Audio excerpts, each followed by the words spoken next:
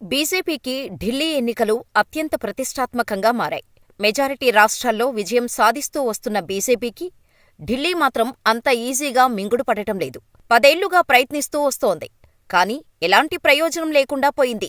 ఇప్పుడు మాత్రం ఖచ్చితంగా ఢిల్లీలో జెండా పాతాలని డిసైడ్ అయింది. అందుకే అన్ని అస్త్రాలను వాడుకుంది. సోమవారం జరిగిన ప్రచారంలో విజయానికి కావాల్సిన అన్ని ప్రయత్నాలూ చేసింది. ఇందులో భాగంగా తెలుగు ప్రజలు ఎక్కువగా ఉన్న ప్రాంతాల్లో తెలుగు నేతలతో ప్రచారం చేయించింది. ఢిల్లీ ఎన్నికల్లో తెలుగు ఓటర్లను తమ వైపు తిప్పుకునేందుకు ఆంధ్రప్రదేశ్, తెలంగాణ నుంచి బీజేపీకి మద్దతుగా నిలిచే నేతలంతా వెళ్లి ప్రచారం చేశారు. ఆంధ్రప్రదేశ్ నుంచి ముఖ్యమంత్రి చంద్రబాబు వెళ్లి ప్రచారం చేశారు.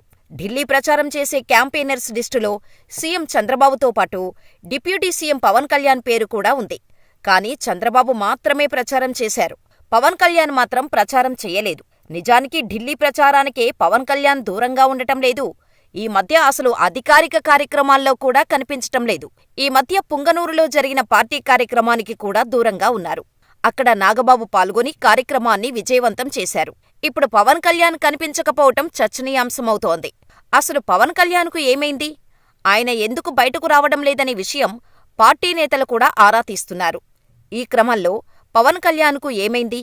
వారం 10 రోజుల నుంచి కనిపించటం లేదని ఆరా తీస్తే కీలక విషయం ఒకటి వెలుగు చూసింది. హైందవ ధర్మ పరిరక్షణ కోసం సనాతన ధర్మ పరిరక్షణ బోర్డు ఏర్పాటే లక్ష్యంగా కృషి చేస్తున్న పవన్ మరో కీలక నిర్ణయం తీసుకున్నారు. 5 రోజుల పాటు దక్షిణ భారతదేశంలోని ప్రముఖ ఆలయాలను సందర్శించబోతున్నారు. అందులో భాగంగా కేరళ, తమిళనాడులోని ప్రముఖ ఆలయాలను పవన్ దర్శించుకోనున్నారు. వ్యక్తిగత పర్యటన కోసం deputy CM Pawan Kalyan Singapore వెళ్లి వచ్చారు. అక్కడ ఆయన భార్య అన్నా లెజినోవా చదువుకుండటంతో కుటుంబంతో కలిసి కొద్ది రోజులు గడిపి తిరిగి హైదరాబాద్ చేరుకున్నారు. బుధవారం హైదరాబాద్ నుంచి కేరళ పర్యటనకు బయలుదేరి వెళ్తారు. ముందుగా కేరళలోని త్రివేంద్రం చేరుకోవటంతో ఆలయాల సందర్శన ప్రారంభిస్తారు. త్రివేంద్రంలోని అనంత పద్మనాభస్వామి ఆలయాన్ని పవన్ దర్శించుకోనున్నారు. ఆ తర్వాత కొచ్చి వెళ్లి అక్కడ ఆలయాలు, కొచ్చి ఫోర్టును పరిశీలిస్తారు. గురువాయూర్, త్రిశూర్లో పవన్ పర్యటన ఉంటుంది. కేరళ పర్యటన తర్వాత 3 రోజులు తమిళనాడులో టూరుంటోంది. అరక్కోణం, మధురై ప్రాంతాల్లో పర్యటన సాగనుంది.